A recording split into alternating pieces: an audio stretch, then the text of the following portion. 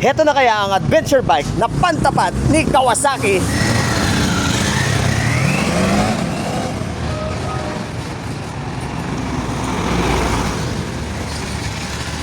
Napakasulido mga kaimuhangkal.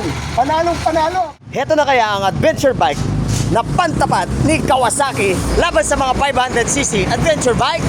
Check natin! Heto ang Kawasaki KLE 500. Isang adventure bike na perfect para sa iyong mga gala. Perfect for off-road, road, highway, and expressway. Paano? 1821 ng rim set at solido ang suspension. Inverted front, monoshock rear. Mag-e-enjoy ka kahit malubak. 51 horsepower, twin cylinder, double overhead cam, 8 valves, 451cc, to be exact, 70 bore, 58.6 stroke, liquid cooled, 6-speed transmission, switchable dual channel, ABS. Matipid dito, 25 km per liter kasi.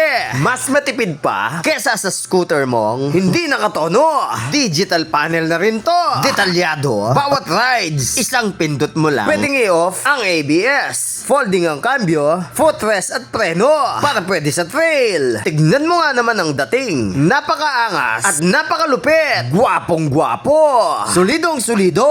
Ang height ko ay 5'3 lamang. Testingin natin kung magpipit sa atin. Filipino height. Woy! Abot-abot naman. Testingin natin.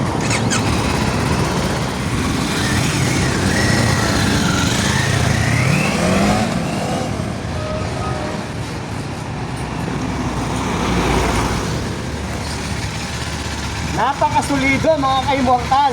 Panalong panalo pero napakamura ang nito.